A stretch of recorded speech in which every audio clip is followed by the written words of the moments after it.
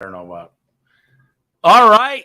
Amanda Holmes, welcome back to the Home Service Expert.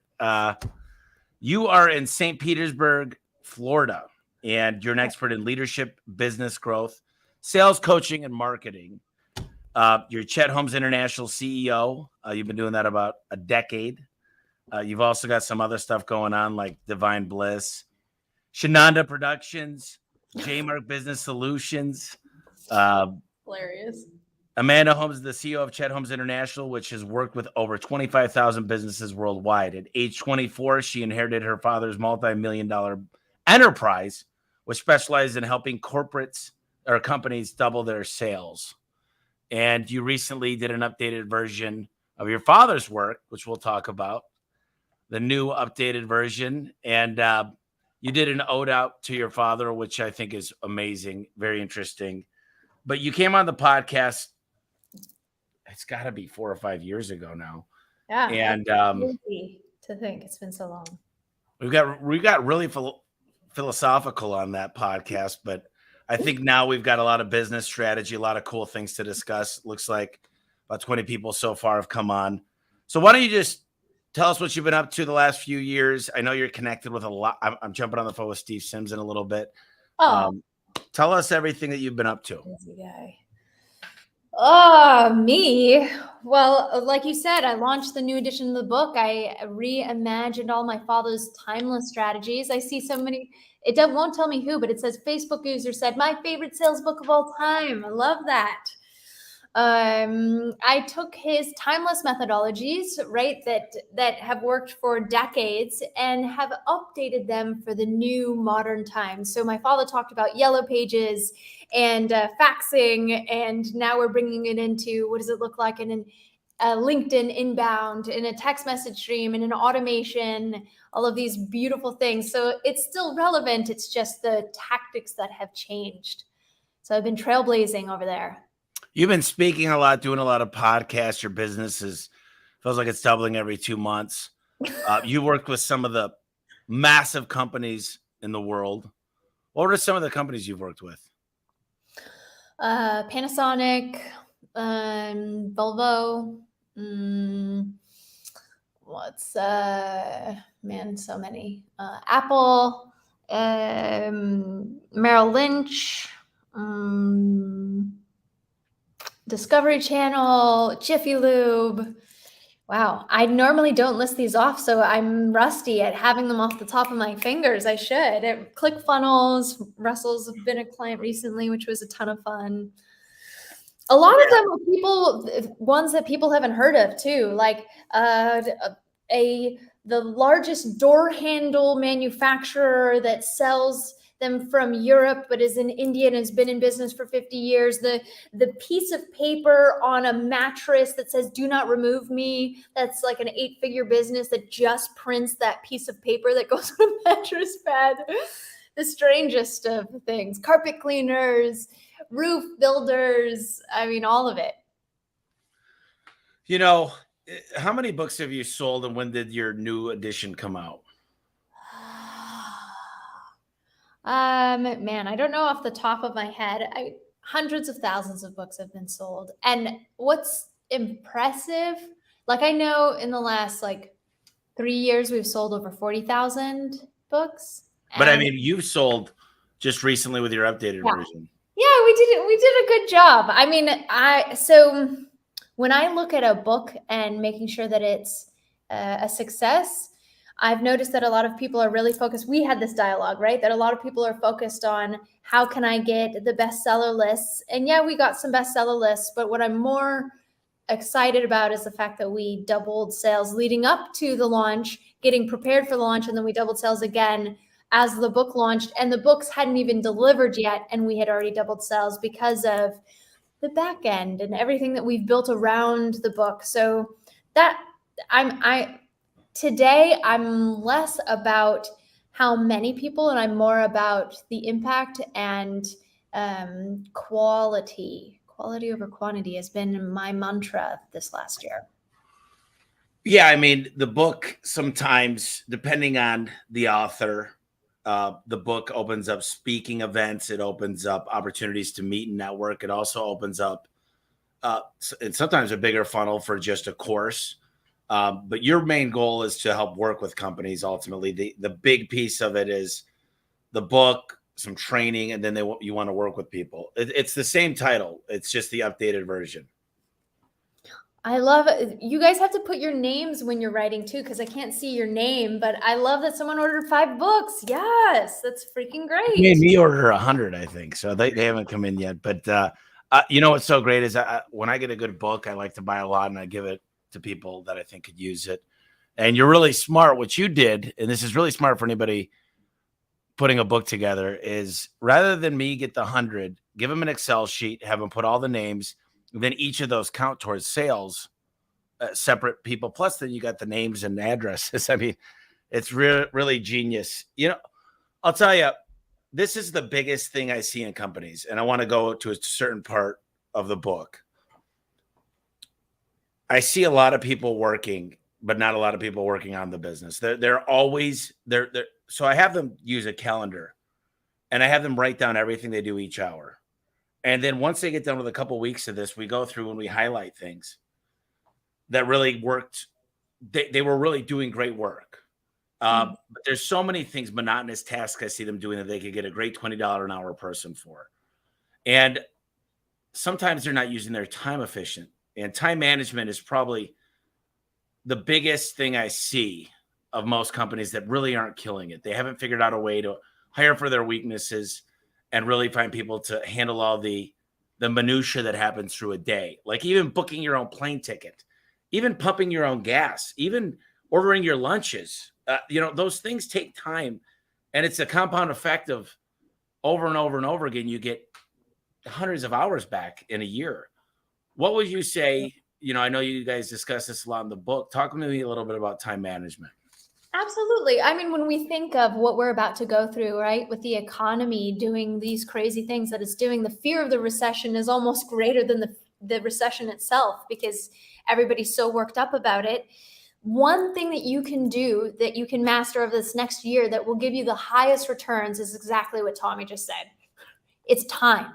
So billionaires have the same 24 hours in a day, and yet why are they making billions? It's because they're smarter about every move that they're making, all of their time spent. So we actually have 6 time management secrets, or sorry, 6 steps to improve your productivity by 500%. And it only takes 15 minutes a day. Should I pop through those? Should I give them? I would love that. I think everybody listening would love that. Okay. So step number 1 is touch it once. So how many times have you gone into your email, you read something, you go, oh, I need to take action on that, but you don't. And then you go and you reread it again. So it's actually on average the equivalent of a week's vacation, just rereading information. So as soon as you touch it, you want to take action on it, whether that's sending them back an email and saying, hey, this is a very long email. I need more time to think it over. I'll get back to you in our weekly meeting. Or my father used to send that all the time. Too much to discuss from this email. Never send me these long emails. He would always say that back to people. Or if you take it and then you take action on it by putting it into a folder that you're going to handle later on. So it's when you touch it, you take action on it. Step number 1. Step number 2, you want to come up with your top 6 things that you want to accomplish that day. So this stops us from doing this. You know, I'm going to have 24 steps and I'm going to keep checking off on my list so I feel better about myself because I've checked these things. Nobody cares about the 24 things you need to get done. We're going to really prioritize and just do the top 6. Do you have anything like this where you set up your days? So what I do is I've got one big goal for the day. But what I do is if you saw my schedule and the way that I work with Bree to make my schedule, it prioritizes everything. But I'm what I would call a master delegator. I really don't do I'm not involved in operations now. So my time is spent on relationships. That's really, I could deepen those. I don't need to be at some of these meetings. I sign off on stuff, but I trust my team. But ultimately I use what I call the Eisenhower matrix. I mean, that's a thing. And I say, what needs to get done today that's going to make the most impact? There you go. So that's the difference between step number 2 and step number 3. So once you do the top 6, then you want to prioritize by actually taking what those priorities are and slotting them into your day. So let's say you start your day at 8, you go from 8 to 9, I'm going to do this one thing. I'm going to, write up a proposal for a client. Then from 9 to 10:30, I'm going to, so you slot it in so that before you've even started your day, a lot of the time when you do this, you'll realize that the biggest things that were most important didn't get done because you put the wrong things into your schedule. So then you'll have to reorchestrate. Oh, well, I just put all the things into my time slots and now I don't have time to get done the one thing that I need the most. Just like, I love how you said one thing. Gary Keller, one thing, focus on the one thing. Critical. So when you're slotting it into your day, you'll realize, and this happens very often. So then you're slotting in the right thing at the beginnings of your day. And another thing that's critical about this, when you're planning which time where, you want to allocate time for reactive mode. So you're being proactive all throughout your day. And if somebody tries to raise their hand and say, hey, I got a minute? You got a minute? I mean, we touch our phones on average 2,016 times a day. 2,016 times. Is that not ridiculous? It's like a computer these days, plus with text messaging, Instagram, Twitter, TikTok, Facebook, that LinkedIn, and then you've got your email, then you've got your phone calls, then you've just got your calendar. So yeah, it makes sense. So you have to allocate that time to be reactive. So if somebody comes to you, hey, got a minute? No, I don't, but I have from 11:30 to 12:30 to handle all reactive meetings. So we can talk. It's an open door policy from these times. Yep. Yeah. So reactive mode gives you that time. And then step number 4 is actually making sure, right? I blended the 2. 3 and 4 is making sure that everything that's most important is scheduled into your day. Step number 5, will it hurt you to throw this away? That is one of the hardest things because 82% of the information that you stored gets never referred to again. So that is a step that it takes 15 minutes in the beginning of a day or even at the night before your next day so that you can operate at maximum efficiency. And you do it in the first day and you go, wow, this was one of the most productive days I've had. But what's the difference is having the pig-headed discipline and determination to continue that ongoing. That's all of them? Yeah. Well, I blended them together, but you got the whole essence of what it is. Hey guys, there's 32 people. If you love Amanda Holmes and you love what you're hearing, go ahead and pop a comment in and put I love you. The little love you. See, there's 3 loves, a couple likes. It's a little thing on Facebook. So, I think there's a lot here too, because I'm a video guy. Paul Akers wrote a book called The 2-Second Lean. Okay. And I reached out to him. And he said, I don't take phone calls and I don't take email. He said, you send me a video through here. Wow. And he goes, make the video less than 1 minute and I'll see if I'm going to respond. And I'm not that harsh, but ultimately I'm really working. Bree's going to be moving to a different position and an executive assistant for me. The main goal is I hate email and everything on my desk is crap with email. And it's so hard to keep track of. So I just want somebody to go through and itemize each thing of importance, break it down for me. The president of the United States gets a 10-minute, he talks to the Pentagon for 10 minutes. He gets a briefing. And I want a briefing on, everything that's happening in the world. And then I want to go into priorities for this morning. And I want 3 10-minute meetings to go over email, Facebook, LinkedIn. What do I need to get back to? Who can I delegate to? Can you respond and set this up? Can I send a video back? Because once I send a video, people understand I'd much appreciate a video back. And let's just keep this quick and easy. Because we could have a very long email in a matter of a 2-minute conversation through video. So I think that's fascinating. Really important. I think it also speaks to the availability of people and how you can use your sales process as well. Like I was just thinking about, I had this one prospect that I was going after. I'm really into healthcare. I'm watching my father pass and going through the healthcare system. I want to orchestrate and re-engineer how we deliver healthcare to this nation. And so I was going after this multi-billion-dollar company health insurance fund. And the gentleman has several hundred staff, but he has 300 followers on Facebook. And this man posted like 3 times a week on his Facebook, but nobody communicated with him there. So I had his cell phone number, I had his email, and neither of them could I get him to reply back to me. But on Facebook Messenger, this man would reply to me. And it's so interesting to see, where your closed door, it might be difficult to get you, emails are swamped. If you're selling B2B, you're swamped in emails, you're swamped in phone calls. Nobody wants a cold call today. Are you kidding me? But you could probably get in a door on one of their social media pages. And if they're posting something, they're looking for the validation of you to actually say, wow, I love that. Or how interesting is that? That's what we're seeking with social. So why not give that to them and get the door open? It's 100%. I have someone looking at my LinkedIn. I look at my Messenger. Text messaging is probably the easiest way to get a hold of me. But ultimately, I have a hard time not responding because I was in their shoes at one time. And if someone would have opened the door to me, and they did. I mean, a lot of people did. I want to talk real quick about, you got a story in chapter 13 that we talked about on the new edition. Of how your father generated more wealth in the last 6 months than he did the previous 8 years combined. What is it exactly that how was he able to pull that off? Yeah. That was a really wild story too, because I was supposed to give the manuscript to Penguin that morning. And this is how I learned my father's business, is I read through his old emails. And because he never told me, like, here's what my businesses are, here's who runs them, here's what I want for my business. Like, I got none of that. He just passed. And then there I was having no clue. So in another time of need where I was like, okay, this final manuscript is due, I was again reading through the emails and I found this. And it took me a whole nother year to digest it and figure out how to blend this message of what he had learned. And it reminded me of this conversation that I had with my guru.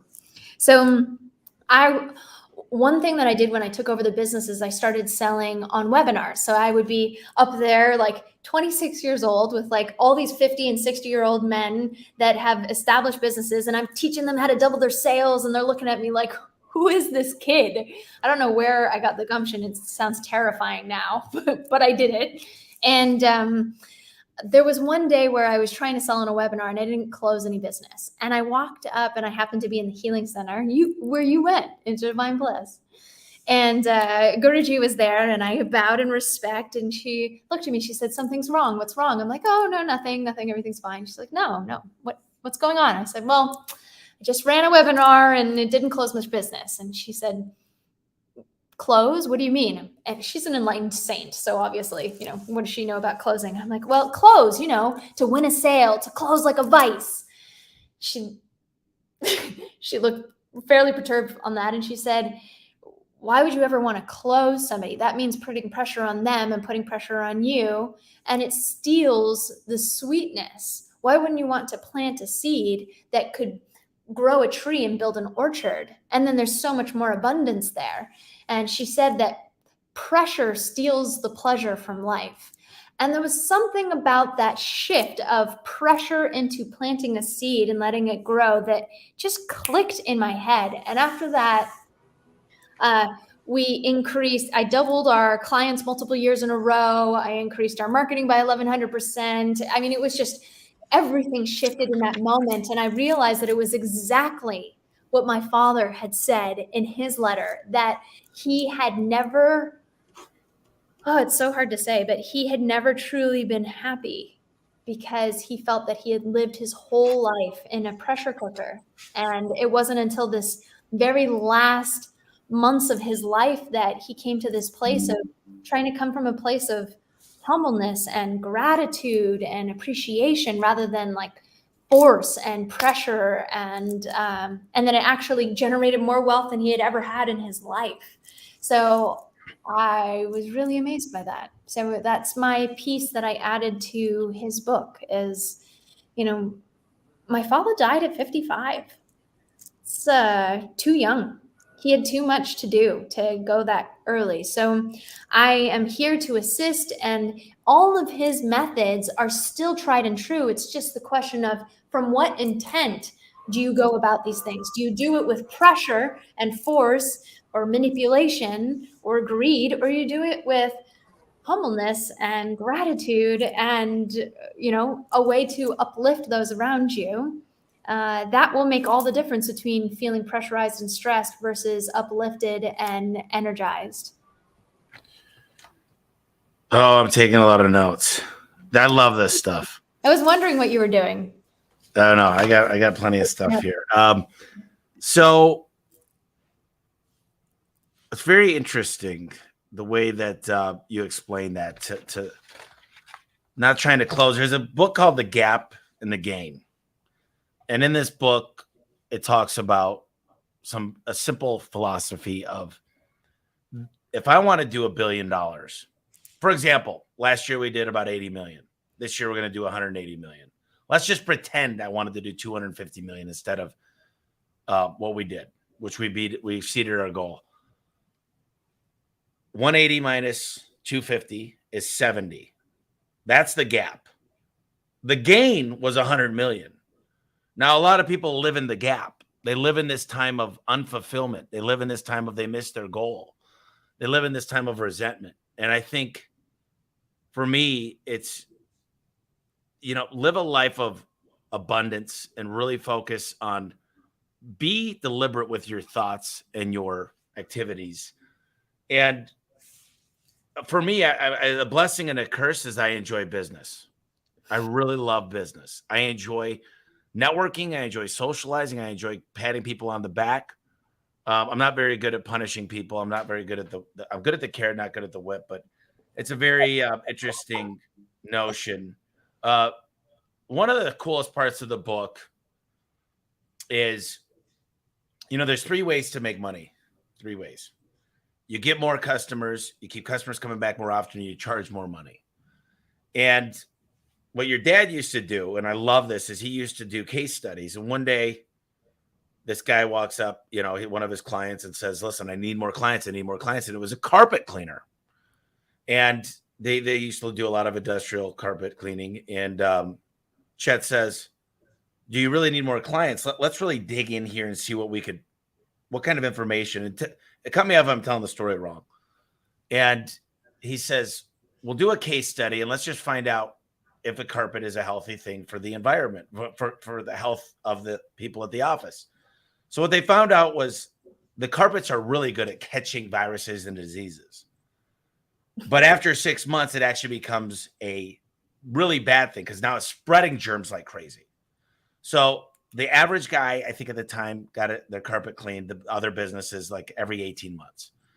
And when they were able to take this huge data to prove that you'll keep a healthier environment and actually prove that you'll be more productive and you'll have happier workers. And they called businesses, instead of every 18 months, they were able to triple the businesses based on frequency. And I think how do you even go about building case studies and finding epiphanies in businesses? What is the building blocks to even think that way? I love that. I actually put it into the new edition of the book. Funny that you should say that. So just to tie back what you're saying, because I love that story.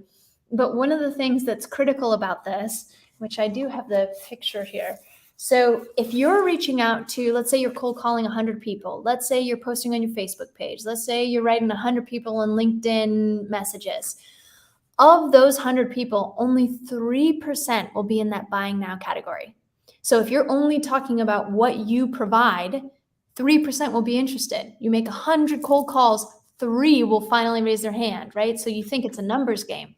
Another 7% will be open to it. The next 30% think that they're not interested. The last 30% are definitely not interested. 90% of this buyer's pyramid, this is page 65 of the Ultimate Sales Machine. You flipped it up backwards, didn't you? I did. Did you see that? Have I told you about it? You told me about it. Okay.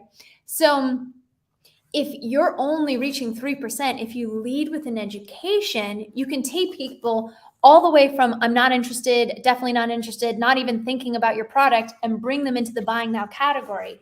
Now, because 40% of the content that we put out online today actually hinders your probability of a sale, 40%. So you think you're doing a good thing by checking the list of, yes, I've put out content on Facebook, or I've sent my emails, or I've done the DMs. You have to make sure that you follow the framework that leads them to you as the only logical conclusion. And this is how my father created those case studies. Now, I had never shared this before. I thought, oh my God, this is our special sauce. I can't divulge this. But I recently put it into the new edition of the book. So now it is there. But what I did is I took his buyer's pyramid and I flipped it on its head, and I explained how we've helped more companies become number one than anyone else. So what it starts with is the global pain. I don't know if I should really show this. It starts with the global pain. So I'll give you an example. When someone says, so Amanda, what do you do? I'll usually reply with, well, let me ask you a question, right? Because I want to take the lead, because nobody buys when they're leading. You need to lead the prospect. So I say, let me ask you a question. What percentage of businesses do you think make it to $1 million in annual sales? Me? Yeah. I know quite a bit about this. I'm going to say 4%. Oh, you are good. Okay, majority of people can't guess, but it's 5%. 5%. Dang it. Okay. But you're pretty darn close. That's pretty good. All right. So only 5% of companies make it to $1 million in annual sales. Of that, 0.08% make it to 5 million. Of that, your chances actually improve from 5 million to 10 million. It's 1.5%, and 0.004% make it to 100 million and beyond. So what is this? This is an example of, I'm talking about global trends, what's going on in the industry, what has happened over time. That's setting me up as an expert rather than just saying, yeah, our service is this. So we start with global pain. Then we move into targeted pain. So what is the thing that keeps your prospect up at night? The function of this is to make your prospect feel that you understand them better than they can articulate themselves. Therefore, they believe you have the answer. So it's one thing to say, I sell carpet cleaning. It's another thing to say, here are the 5 dangerous trends causing more cancer in a home than you had even dreamed. Let me educate you on these things, right? Number 1, it could actually be the way that the husband and wife interact with one another. Because if they're stressed at the home place all the time because there's a terrible relationship happening, that could be one. Cancer. Stress leads to cancer. No, I'm making it off of the top of my head. I should probably use one that actually is one that. No. This is great. I get your point. So we want to talk about all the pain points of them, so they feel that we understand what's going on in their day-to-day life, so that they feel, wow, this person really gets me. So then we get into solutions. We want to solve a piece of their pain, not all their pain, but just a piece so that they feel, wow, this person has provided me value. I haven't even pulled out my credit card yet, and they're giving me these things. I can't even imagine what it would be like to give them my credit card. So then from solutions, the difference between content marketing and what my father taught is a thing called resetting the buying criteria. So you could do all this education and then send them off to your competition to go purchase from your competition. So you have to educate them on everything they need to know before buying, hiring, investing in a product or service like yours. So the 5 things to consider before getting your garage door fixed, right? Before getting a company to come assist you with this, we can educate you on that. Number 1, right? You want to look for a company that has X number of reviews, and it just happens to be the number of reviews that you're telling them is just below what you have, right? Which is more impressive than your competition. So every piece that you're educating them, you're leading them to you as the only logical conclusion without saying, this is what I do. This is how I'm the best. I'm different from the rest. Yeah, we've heard it all. That's why we are tuning out the commercial messages and we're only focused on convenience and price. But if you follow the system of global pain, targeted pain, solutions, resetting of the buying criteria, you haven't even mentioned your product or service yet, and they are already ready to buy. That is a masterful, what we call a core story. Brilliant. Brilliant. You know, one of the things that I was just talking to one of the consultants I brought on recently is always learn to ask a question when a question's asked. So if you were to ask me, well, how much is that garage door repair? Go ahead. Well, how much is that garage door repair, Tommy? That's a great question, Miss Holmes. Can I ask you a question real quick? Absolutely. What are your cross streets? So just keep okay. Central and First. It's interesting because Central and First, I've got a technician out that way. It's very hard to give you a price over the phone. That's like kind of diagnosing your transmission over the phone. I've got a guy that's going to be in your neighborhood between 4 and 6 today. I can have him come by, take a look. I've got one question. If you like what he has to say and he's got the parts on the truck, is that something you'd be interested in? And we always try to ask a question with a question because that's leading. And another quick thing that I love to do, and a lot of the people that know me know this, is you want your door to be safe, Amanda, don't you? You're already, I love that. You want to make sure that it's fixed right today? You want to make sure that you don't need to have to call us back in the future. Now I could take a yes question with a no phrase. Let's go ahead and get this done today. And these are simple little things that we teach here because body language is 96% of communication. Absolutely. So I've got a lot of cool things here. So let's go into, let me go reverse real quick. Case studies. What is the development process? And if this is a secret sauce, I don't need to know it. I mean, this is a podcast, but ultimately, is there a strategy behind getting the case study started? Like, for example, I happen to know that Remodel Magazine the last 5 years has said the garage door is the number one return on investment, usually over 100% on your home. It's more than your kitchens or bathrooms. Wow. And when people understand that it's an investment, I'm going to get my money back out if I choose to sell it. It's the smile of my home. It's 40% of the curb appeal, like I said. So that wasn't done by me.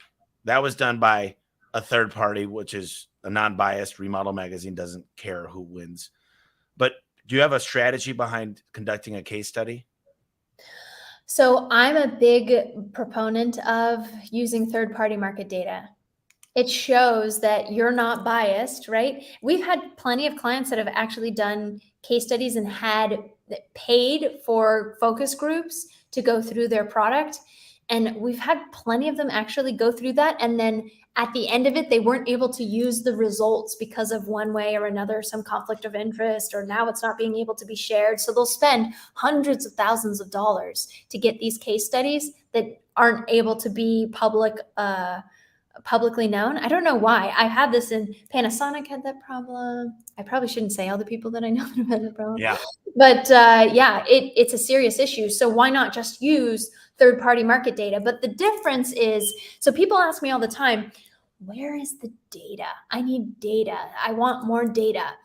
But it's not about where the data is. It's how do you craft a message that grabs the attention of your prospect and makes them really lean in without you ever having to be pushy, because 97% of people feel that salespeople are too pushy today. Everyone's pushing back. Why?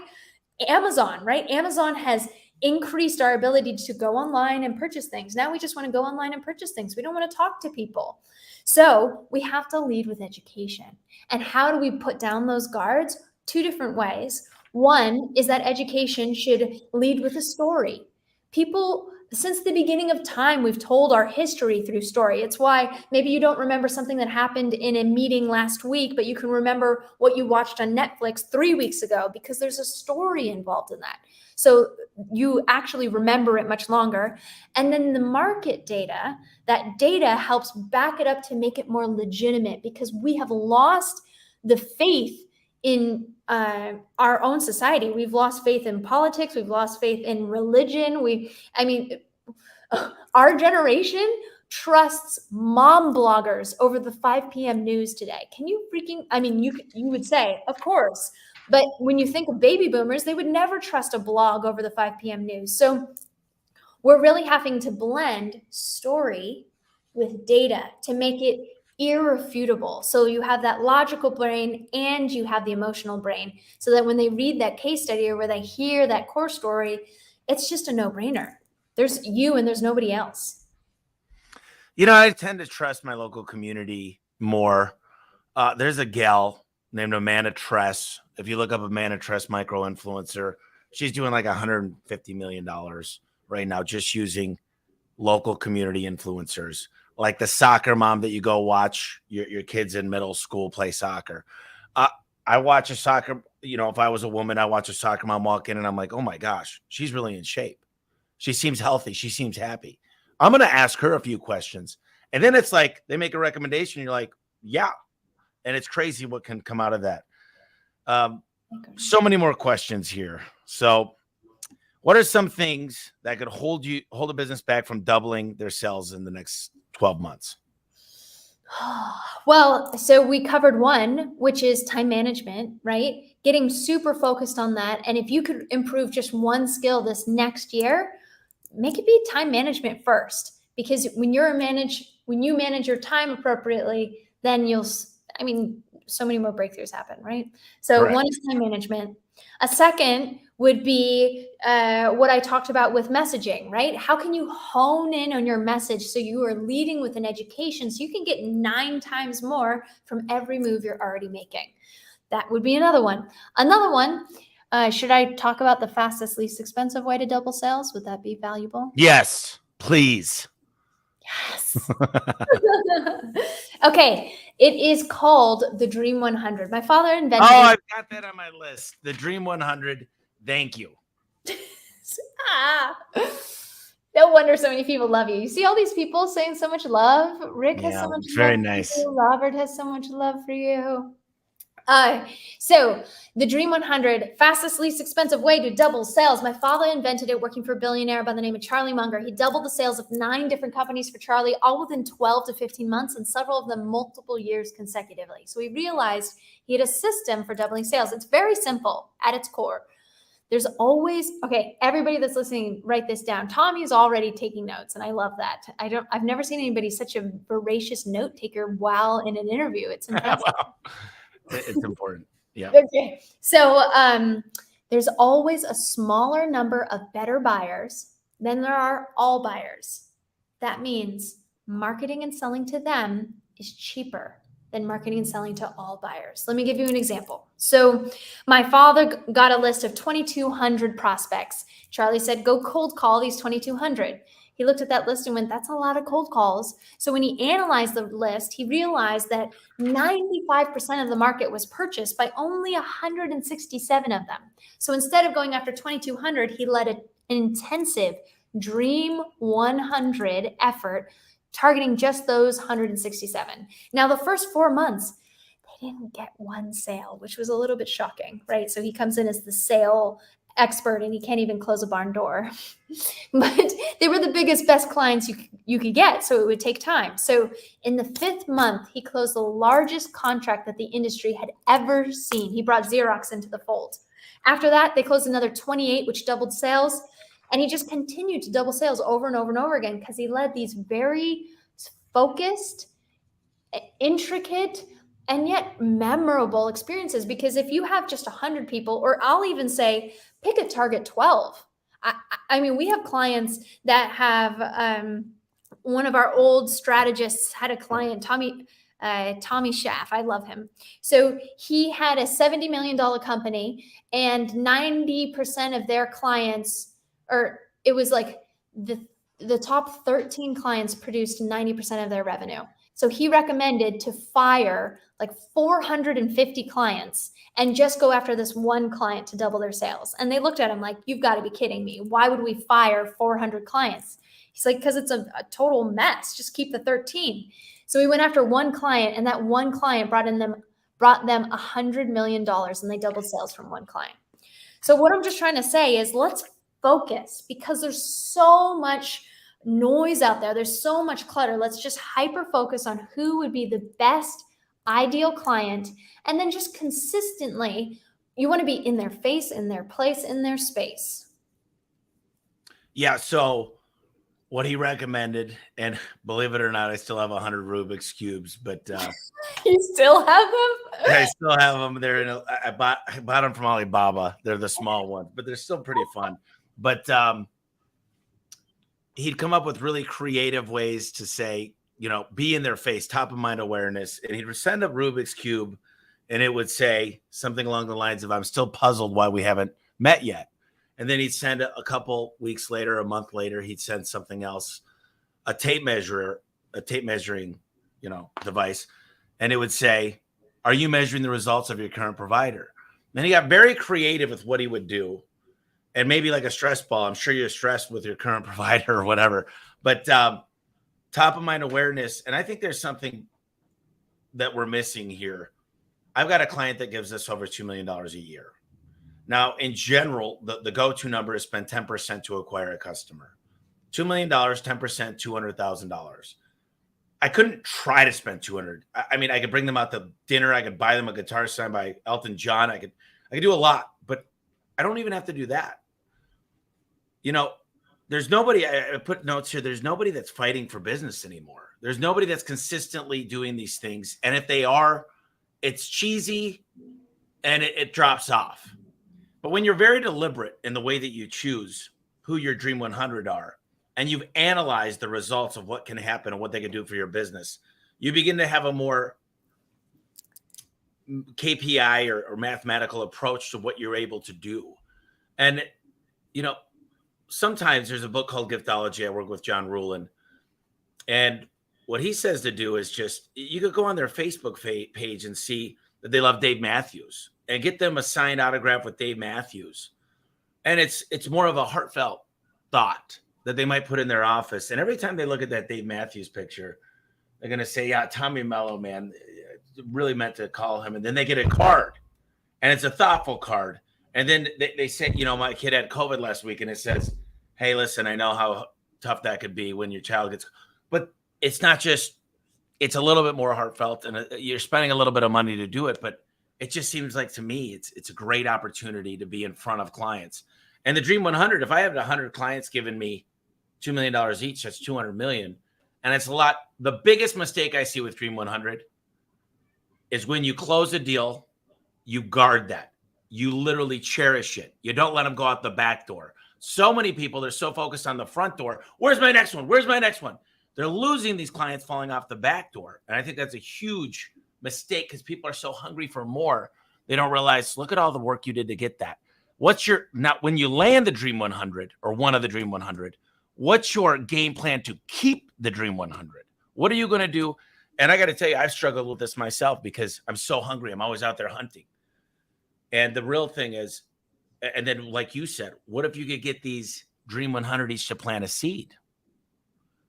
What if you could get them to plant a seed for you? What if you just said, hey, listen, the biggest way to get the Dream 100 list is to find one, take them out to dinner, get to know them. And then you said, let me ask you a question. What kind of conferences do you attend each year? What are they called? What kind of literature are you reading? Is there any trade magazines that you like? You know, for me, it would be, this guy happens to do brand new homes, right? He does a lot of them, but he likes high-end doors. It's nicer places. And so once you understand who your avatar is, you could really start to narrow down where they hang out. And all of a sudden you start saying, holy cow, this is a little honey hole. In No BS About Affluent Marketing, he talks about the yacht clubs. Those people are buying mansions. Now, I don't know if it's best for garage doors, but marketing to the affluent that don't care about money, that there's no recession going to ever hurt them. There's no depression that would ever hurt these people. If your avatar, you know, people compare to Walmart all the time, and I'm like, Walmart's one of a kind. That's not a good gameplay. But the Dream 100 is one of the coolest things that was ever invented, and your dad invented it. And it's just... Can I give another example of the Yes. Dream 100 for today? So what I say about the Dream 100 is my father came up with it before the internet. So, you know, direct mail and cold calling and faxing were his only tools. Today, like we're saying, we do have the ammo of what they're doing on social. So I'll give you an example. I met a potential client that I really wanted his business, and we met on a yacht, and we sat next to each other, and he couldn't go anywhere. We were in the middle of the ocean, and yet he ignored me the entire time, which, you know, only fueled me to be like, I gotta win this guy's business no matter what it takes, right? Because normally people don't turn me down very often. So it just so after it came to the end of the night, and I'm going to give the one that I gave you from your video, and then I'll go on. So I said, hey, let's do something fun. So imagine that I've just met you, Tommy, at an event, and we had a blast. And I'd say, let's do something fun. Would you like to do something fun? Yes, I would. I would love to take a selfie. ruined it. Okay, so we That's take a all right. selfie. Hi. And then I say, okay, what's your number? I'll text it to you. So I got his number, and then I asked him, where do you spend your time online? So by the way, that is called the signature selfie. And since 80% of leads are never followed up on, I highly recommend using that. It's a great tool, super simple, won't cost you a dime. Okay, moving on. So then I asked him, where do you spend your time online? And he said, well, Instagram, I spend most of my time. So we followed each other on Instagram. I took our selfie, I posted it that day and said, oh, it was so nice to meet you. Such a pleasure. Then every single day he would post, either it was on his stories or on his personal page, and I would every single day comment on what he posted. So he'd post about his wife seeing Christmas lights, and I went, oh my gosh, your wife looks so happy seeing Christmas lights. You should give your wife Christmas lights like multiple times a year. That the amount of joy she had, you have to do it. Then he posts about his children and how they had some bet that they couldn't go 5 days without having sugar, and they broke it within like 24 hours, and it was only $25. I'm like, you should have charged him way more for that. Then he posts about how he's getting boots and he's going on a big hike, and I went, whoa, I climbed Kilimanjaro with new boots, and I have to tell you, wear them in first, because it is so painful to go up a mountain with boots that are new. So every single day I was talking about his wife, his children, his business, what was going on in his world. And I had nothing. I talked nothing about my business. And this is a gentleman that had 100 staff. His inbox is totally full. If I had to cold call him every day, what the heck would I even talk about every day? But here, I'm in his face, in his place, in his space. I'm showing that I care. I'm listening to everything he's saying. I'm validating what he's saying. I'm giving useful feedback. So much so that 3 months in, they reached out to me and said, hey, Amanda, we'd like to purchase 650 of the Ultimate Sales Machines and send them to our best clients. Would that be okay with you? It's like, I think so. And still to this day, I'm still getting sales from that. And that was 6 years ago. And then they came back around and asked for another 1,000. They purchased 1,000 during the new book launch. So that is a really simple way that doesn't cost you a people, ton. there's a book, it's a classic. It's I don't know, 60 years old. Dale Carnegie, How to Win Friends and Influence People. It's painful to listen to on Audible, but really, people want to know that you're genuinely interested in them. And by asking questions, commenting, it's the new millennium here. It's the new way of doing business. And some people are obsessed with Twitter. Other people are on TikTok. TikTok's a little bit harder to do that with, because most people are on there watching, not commenting, not posting as much, depending on who they are. But I use your signature selfie way before I knew it was your signature selfie, but I use it completely different. Do you want to know how I use it? I do. You ready for a breakthrough, a mind-blowing? So everybody says, I can't find great people. They're not applying. Indeed's not working. ZipRecruiter, I've tried Craigslist. I do Facebook, blah, blah, blah, blah, blah. Every time I'm out looking at somebody and they're just doing an amazing job at work, they're just killing it. They're at a bar, they're a restaurant, they're a busboy. They're just a gas attendant that's smiling and multitasking and cleaning. And you could just tell their work ethic. You could tell a lot by just watching somebody and the way they react in their job. I say, you know something, Amanda? They usually got a name badge on. You're just killing it. And if I don't get their name, what's your name? Amanda. And I'd say, wow, listen, I think you owe it to yourself that, listen, do you mind if I take a selfie with you? And I do this with the worker. And they kind of think I'm weird at first. They take a selfie. I say, what's your phone number? I'm going to send you this, and you'll see why in a minute. I get their cell phone. And then I'm continuously saying we need to do a ride along. Listen, let me tell you a little bit about what we offer. We offer a straight line to get to 6 figures. We get all the benefits, and you owe it yourself to do a ride along. And then I'm telling you, it's been months.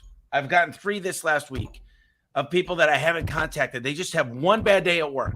Their wife or husband says one thing, their girlfriend, their kid, whatever it might be. And they go back to that Tommy Mello A1 garage doors. They remember, because I left a profound impact. I'm the only guy to ask for a selfie of a complete stranger and then say, I'm so excited to meet you and to give you the ride along. And this is the secret sauce to recruiting. If you're out there hunting, Now we farm a lot. We hire great people and we help nourish them and water them and get them in sunlight so they grow within the company. But at the pace I'm growing, we need to learn how to hunt. And that's one of the best ways to do it. And, the only thing I haven't done is gamify it. And I think that that's going to be a great opportunity. And then I'm going to have Jim listen to this. Jim's my right hand. And Jim, what I'd like you to do is make it so that we have not only a competition, but we have a simple app that follows up with the person. So I don't know exactly how we're going to do that, but I know we're going to have different. You like to talk about funnels. We've talked about it several times. As a funnel that just keeps kind of pestering them till finally they like stop or, okay, I'm going to do it. I made some time. So I think it's a huge opportunity. And here's the deal. I'm not going to go to McDonald's and recruit. I want to go to a nice restaurant. I want to go to a nice place. So now I can kind of tell myself, I'm going to pay a little bit more for dinner, a little bit more for lunch, but now I'm around the avatar I want that I'd love to work with, around me. So I think that that's a huge advantage in just saying we're going to go for a nice dinner. We're going to actually go. We're going to find the experience. We're going to talk to the manager, see if we can interview him because obviously he's done a fantastic job. This place is booked out 4 weeks. So lots of things in there. I love that so much. Can I now share people when I do my signature selfie, tell them what you just said, and I'll give you credit? Yeah, no, go ahead. I'd love that. I love that because so many people are looking for people right now. My father did the same thing. He'd say, want to go shopping? But shopping didn't just mean like buying things. It also meant finding people, shopping for people everywhere. Well, it's interesting. It's interesting. Even this podcast, I got an idea of just inviting people here and saying you'd love to see Amanda. Like, she's a great friend of mine. She wrote an incredible book. Her father wrote it. She added on to it. And we'd probably have 500 here instead of 42, but I'm not mad about 42. I love that the people are here educating themselves, learning some of the things. We're extracting your mind right here. And I think people, rather than read the book, if you're not a reader, this is how people consume information. And it's good to be on a podcast. It's good to do an Audible. It's good to do posts like you do everywhere. It's good to do speeches. A lot of people, they plateau their growth. And a lot of people call me, they don't know what to do. A lot of people have a down season. And my answer, I was on 2 podcasts earlier. My answer is, listen, if I'm a painting company and you're able to give me a better opportunity, because you could offer a little bit better value in your off season. And you could also get them on a service agreement to where you're going back on your off season. And listen, I'm going to plan with my client and say, listen, are you going anywhere for Christmas by chance? Yeah, I'm going to, Hawaii for 2 weeks. Great. So do you got a nanny or anybody, a neighbor that could oversee? We're going to send you updated pictures, but you're out of the house. You don't have to deal with the fumes. Get busy in the off season and you'll kill it. I always tell bar owners, because I used to be a bartender. I say, listen, you're going to kill it on Thursdays and Fridays. I mean, Fridays and Saturdays. Sundays, you got the football. We need to figure out how to make one other night killer. We need to find something that's going to make your Mondays or Tuesdays or Wednesdays. Thursday's always pretty good. We need to figure out, because Thursday's before Friday, we always get excited. But if we can make Monday, Tuesday, or Wednesday packed by pulling people in, well, maybe we have a pool table tournament. Maybe it's a dart tournament. Maybe you have trivia, and you find trivia nerds and give them a deal to come in that night. But ultimately, you will have a cash cow on your hands if you figure out how to make one of those days, because that day's all profit. And I just love talking about this stuff. I love that. Yeah, there's going to be a lot of changes that happen over the next 12 months, 2 years, 4 years. I was just on a podcast earlier than this too, talking about community. Community is also another critical piece that we're really going to need going into this. And making sure that community is one that you really cherish and care about, not just something that pops up online and so you hop on a Facebook group or something. You really surround yourself with excellence. It is important to get involved with the community. I don't have kids, but ultimately you want to be around a place that's great and conducive to happiness. And happiness is a weird word, because it seems like I don't really get depressed. I'm very fortunate. I don't have any, I don't mean to say this, but I don't get depressed. Sometimes I get cranky if I don't get enough sleep. Sometimes I'm very bubbly, and if I walk in here and I'm just thinking about something real hard, people come in and they're like, "Are you all right? Is everything okay?" And I'm like, "Yep, I'm just thinking. Give me a few minutes." But or food or sleep, it's two of my points that I'm like not that I'm get cranky. So tell me a little bit about this letter to your dad, because I think that this is an amazing story and you shared a lot. Tell me how you came up with that. We've talked about it, but I want the audience to get a chance to hear. Yeah, I'm really big about having mentors in my life and coaches. And I had been working on the book for 3 years at that point, and I just said, man, I don't think I'm going to get this done unless I have somebody helping guide me that's been there before. So I hired a book coach by the name of Julianne Eason. And our first meeting, the first thing out of her mouth, she was like, yeah, I've read your foreword, dear reader, because that's what forewords normally are. And she said, but I think that your foreword should be Dear Dad. And my response was absolutely not. Like 100% no. Like it was on the brakes. Absolutely. I could never do that. No. And it took several minutes, like maybe about 25 minutes for me to like calm down and finally say, okay, I did hire you as my coach. It would be ridiculous of me not to honor what you're asking of me. So I will do it, but only as an exercise. It's not going in the book. So I later on I was in Puerto Rico and I was eating dinner by myself. And all of a sudden I'm like, oh, I think I have an idea. And I pull out my phone, and all of a sudden the whole foreword to my dad, or the letter to my dad, just poured out of me. I mean, like ugly cry. You ever had an ugly cry, Tommy, where you're like crying so hard, like snot is just everywhere? And Yeah, I yeah. had one on the plane about 4 days ago, and Bree looks at me like, "What the hell is going on?" And I was like, I was holding it in, but I was crying about something good, and I won't go into the details, but it seems Aw. like I'm making my mom proud, so it meant a lot to me. But I was listening to a song actually, and I'll send you the song later. I love that. Anyways, yeah, no, it's an ugly cry, but I don't like sad ugly cries. I like happy crazy cries. Well, this point, there was like no control. I'm sure everyone was staring at me because I'm like, and it was, yeah, 15 minutes later, it felt like time had just like stopped. And I had written this letter and I sent it over to her, and she said, you absolutely have to put that in the book. And I felt very uncomfortable. Then I showed it to the team, and several of them cried and said, you have to put that in the book. And then when we were talking about how to promote the book, everyone said you should lead with your story with Dear Dad. And I went, absolutely not. What are you saying?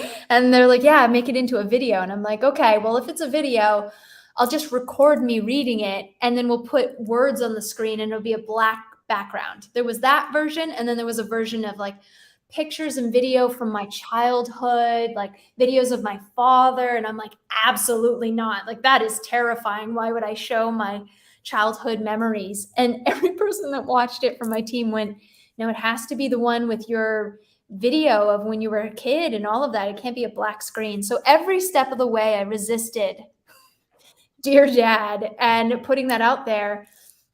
And it wasn't until 2 days ago, I was on a podcast, a world-renowned psychologist, and I said this to him, and he replied with, it's because you don't want people to know how much you miss your father, and you're uncomfortable with letting your guard down to let them know. And I thought, wow, I think that's actually true. It was really profound. So I'm still accepting that response that I got a few days ago, but I think people need to hear humanity. They need to know that, see the cracks, because too much of it is false and created online, and therefore you feel like people just aren't human. So it really resonated with people. Have you ever sat down with a psychologist or a therapist and they ask you something? The really good ones can kind of lean in, but sometimes the problem is, and I'm sure some of the audience has been here, certain things they just don't want to get. I've already hit it. It's in a deep, dark hole. And some people say, well, listen, you take that out of the hole, get it open, but you can't put it back in. Once you open it back up, it's not going back in that hole. It won't fit. So that's a good one, though. You know, it's good that you missed your dad. He was a great guy. So, you know, I didn't get a chance for a lot of questions, but I'll ask you a couple more. You know, attracting A players, personality profile. One of the things your dad always used to do is used to say, listen, let's just say you were the best salesperson in the world and you walked into my office and you go ahead, give me your resume. I'd interview you. And then I'd say, you know, Amanda, and actually one of my buddies interviewed for your dad. Oh, yeah. Back in the day, his name's Nick, way back. And he goes, you know, Nick, I'd love to hire you. I really would. But I just don't think you got what it takes for this. You know, takes a lot of tenacity. It takes someone that's optimistic, that could take no and actually move on. And I'm just not sure you fit that role. And so he challenged people, because if your answer was, well, all right, I guess call me if you need me. But the great people would go, what do you mean? Challenge me. I'll take this. I'll do it free for 2 weeks. Give me a challenge, put it in front of me, and I'm going to whoop that ass. So it's interesting of his way of doing that was basically kind of just saying, you know, I'm just not sure you got what it takes. And people, if you use that as a filter, you'll find that the people that say yes, they're in for the challenge, they want it, but it's a certain type of person. The other people, they could have a different role, probably, you know, I don't mean to belittle janitorial service, but ultimately, people that want to be challenged, you challenge them, they accept the challenge, and they say, bring it. What do you need from me? I don't take no for an answer. Because if that's where you're willing to bow out right after the interview at your first challenge, your first confrontation, then we got issues. I love it how you're telling me. I'm thoroughly enjoying you just doing the hard work for me. Well, listen, it's great. No, it's one. You do cite a lot. If I didn't know the book so well, I wouldn't be talking about it. This is one of the few books I know better than. I don't know it better than you. But why don't you give us another part of the favorite? Here's what I'd like you to do.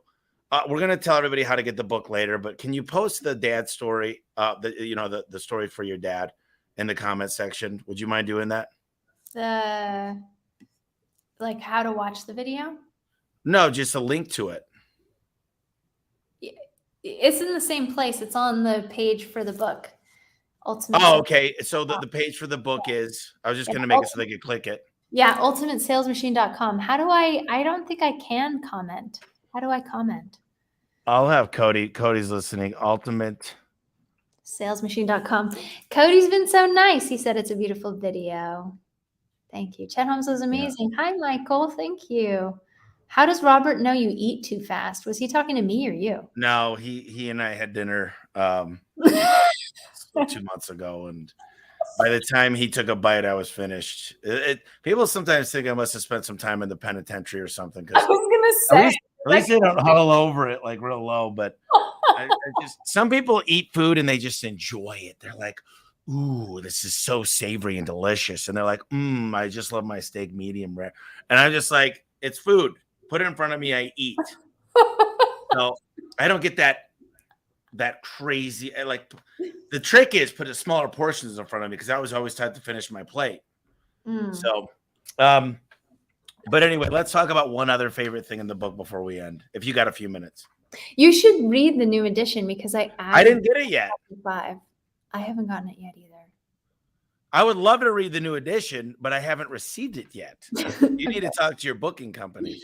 Oh, tell me about it. I'm the author and I haven't gotten it. You can send me the you can send me the I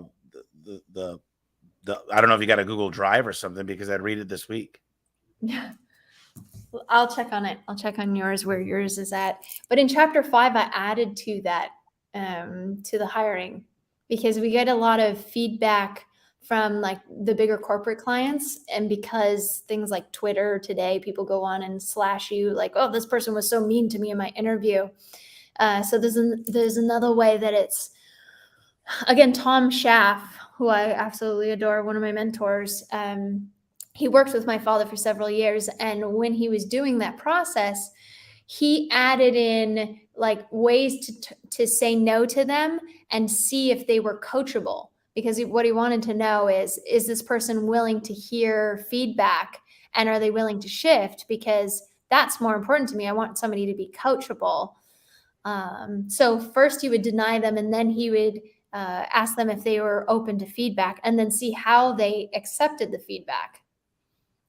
Which was so. Do you want to go through a little drill that I've done at least 24 interviews? Yeah.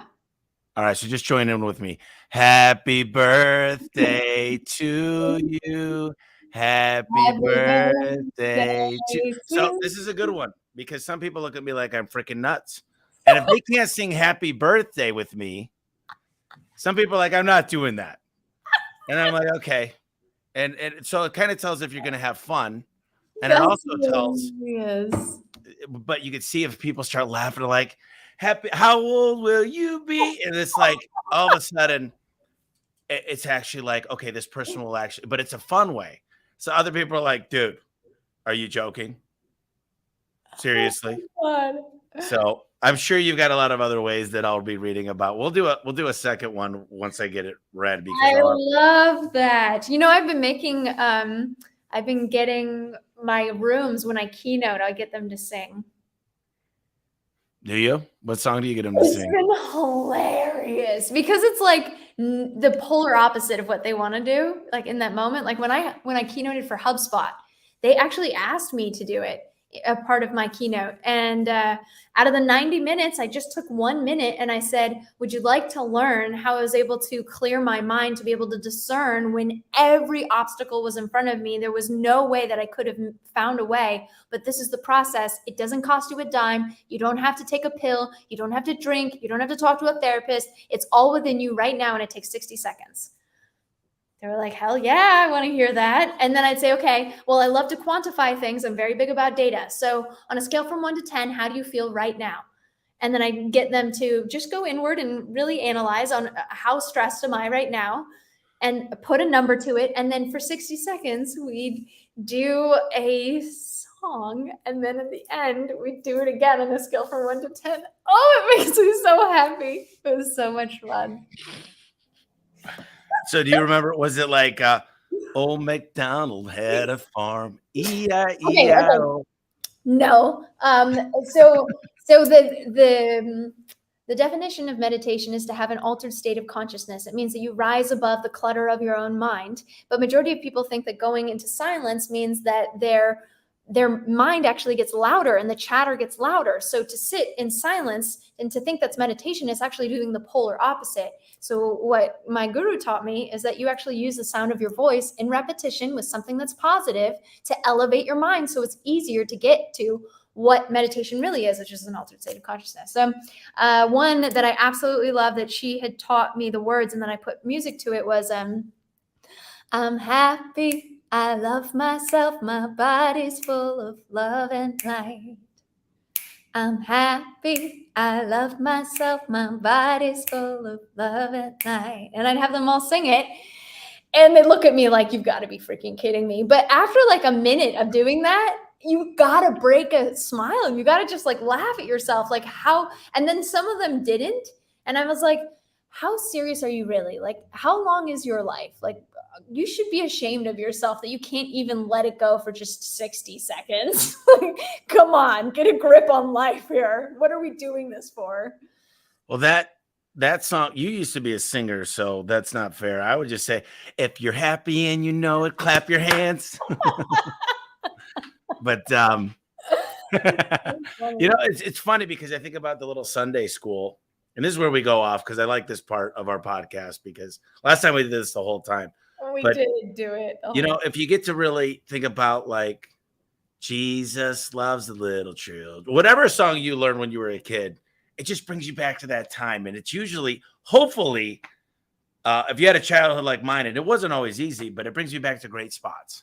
Mm-hmm. And, you know, it's so impossible for me to go back to the bad times. Maybe because I buried them, but, you know, I'm the type of guy, I look at a situation, and if there was 10 different perspectives, mine would probably be the best. Because life's too short, and you can make something out of anything. You can make a great story or an experience or a learning moment. So Absolutely. you guys got to get the book, get it. It's an amazing book. It's the Red Bible. It's on my shelf right there. The Ultimate Sales Machine. Is it so ultimatesalesmachine.com, not the ultimate. So ultimatesalesmachine.com. Yeah. And listen, you've been busy. I know you're a reader as well. Is there any books? This is something I always ask. Is there any books that stand out to you lately that you really got a lot out of? Mine are more esoteric. Autobiography of a Yogi. That one book, have you ever heard of it? No. Yes, I have. I haven't read it. There was someone else that mentioned it. Yeah, Steve Jobs. It was the only book he had on his phone. And at his funeral, he asked that every person that go to his funeral read Autobiography of a Yogi. So he got them all copies. Yep. Well, you've been busy writing a book, and 3 years, it takes a long time to put a book together. How long have you taken to write? How long is yours? So the first book took a long time. The second book, I had to go to Nashville, and really we talked through for 2 days, everything. We had to extract my brain, whiteboard it. We had to say, what's the message? What's the message? What's the movement? And after all these thoughts and stories and just pivotal moments, it was simply elevate. That's what I want people to do, is elevate and build a company, build a business in which everybody wins. And so I wrote the first, I got the chapter, and then the book just came out. And what I realized in the book is I couldn't put everything I wanted because it didn't flow. So my next book is called The Power of ADHD. Because the next one's going to be scattered as hell. It's just going to be like, it's going to be boom, boom, boom, boom. So you haven't even come out with your next one yet, and you already have the sequel. Yeah, well, and then hopefully the Home Service Billionaire will be coming out in a couple of years. But because I wrote Home Service Millionaire, and but anyways, also, where can we find more of you? Where's your favorite spot to post about Amanda Holmes and your business and your personal? What if someone wanted to just reach out, what's the best spot to do that? Yeah, I am on all social medias, but my favorite is Instagram. And Amanda Holmes is taken by some woman that doesn't care to post, which I would love to take it from her, but I can't seem to get her to read my messages. So you can find me with my salsa name, which is Amandita Holmes. Amandita. Yeah. Or you could do, what you could do is you could do official Amanda Holmes. Oh, look at that.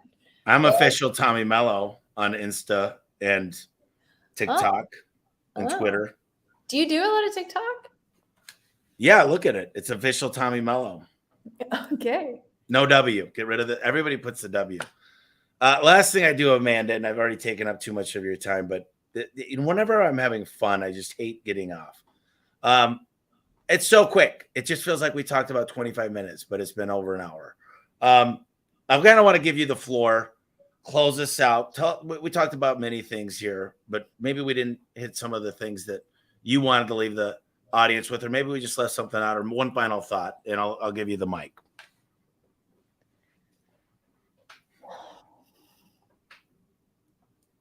I kind of wish that I had heard you talk more, because it was so lovely. I love hearing your thought processes and the amount that you're such a voracious learner. So I guess for everybody that's listening, be a voracious learner like Tommy Mello. As long as you are hungry for knowledge and wanting to get better and better, that's where there's so much joys there and so much life to be lived. So thank you for showing up the way that you do. Well, listen, I'll tell you what, I do a lot of podcasts and you're always so good. And I know this is you guys got to buy the book and listen to this ode to her father, because it's genuine, it's real, and it's special. And you're amazing. And I appreciate our friendship. And you keep up the fantastic work. Thank you. You too. All right. Thanks, everybody. Appreciate you guys listening.